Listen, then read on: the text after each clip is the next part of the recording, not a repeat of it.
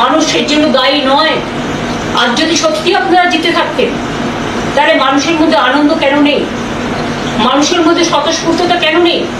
কেন বাংলা আজকে লুম্পেনদের হাতে ছেড়ে দিয়েছে, যারা মাথায় ফেট্টি পরে আর মোটর বাইক নিয়ে লুট করছে মানুষের ঘর, পার্টি অফিস লুট করছে, বাড়ি লুট করছে, মা বোনদের আত্মসম্মান লুট করছে। মহিলা ধর্ষিত হবার পরেও ভগবানপুরে মুখ খুলে বলতে পারিনি, মন খুলে, যে আমি ধর্ষিত হয়েছি। কারণ সেখানে বিজেপি কাকে নামিয়েছে?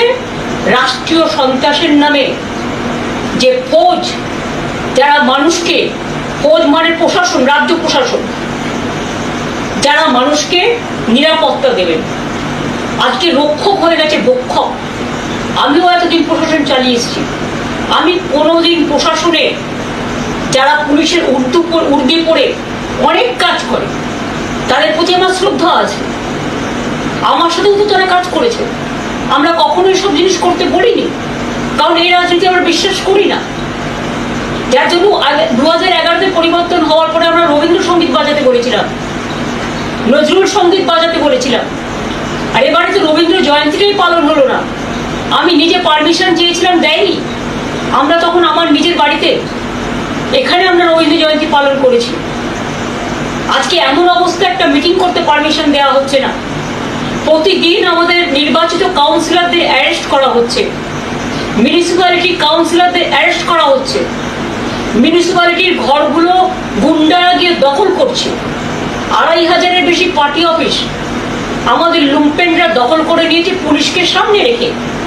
এবং আমাদের নেতারা যখন পুলিশকে ফোন করে জানাচ্ছে আমার সব লুট করে নিচ্ছে বাড়ি থেকে, আমার ক্লাব ঘর থেকে, আমার পার্টি অফিস থেকে, তখন পুলিশ বলছে ইনস্ট্রাকশন আছে। মানে যিনি এখন লুট করে, ভোট লুট করে রাজ শাসনে বসেছেন, তার তো চেয়ারে বসারই কথা নয়। তিনি কি করে বুঝবেন মানুষের দুঃখ দরদ? তৃণমূল কংগ্রেস দেখলেই কয়েকটা লুম্পেন চোর চোর বলে বলে বেড়াচ্ছে। কারা এরা? এরা বাংলার লোক নয়, বহিরাগত। তারা বাংলার সংস্কৃতি জানে না, তাই ক্ষমতায় এসে বুলডোজার চালিয়ে মানুষের বাড়ি ভেঙে দিচ্ছে, হকারদের জীবন জীবিকা কেড়ে নিচ্ছে। গরিব অসহায় মানুষ আজকে না খেতে পেয়ে রাস্তায় ভিক্ষে করে বেড়াচ্ছে। এমনকি কর্পোরেশনের নামে মেয়র জানে না, মিউনিসিপ্যালিটির চেয়ারম্যান জানে না, অফিসাররা ইনস্ট্রাকশন দিচ্ছে, তাকে ডিফেন্ড করার সুযোগ দিচ্ছেন না। যদি কেউ বেআইনি হয় তাকে জানানো উচিত যে আপনি হিয়ারিং এ আসুন, কোনটা ডিভিয়েশন হয়েছে আমাদের জানান। হিয়ারিং এ এসে যদি আপনি দেখেন ছোটখাটো ডিভিয়েশন, তাহলে সেখানে অ্যামেন্ডমেন্ট করা আছে, পেনাল্টি করতে পারে। কিন্তু সেটা না করে আপনারা কি করছেন? গায়ের জোরে মানুষ কত কষ্ট করে একটা ঘর তৈরি করে, একটা আশ্রয় তৈরি করে, সব ধর্মের ক্ষেত্রেই করছে।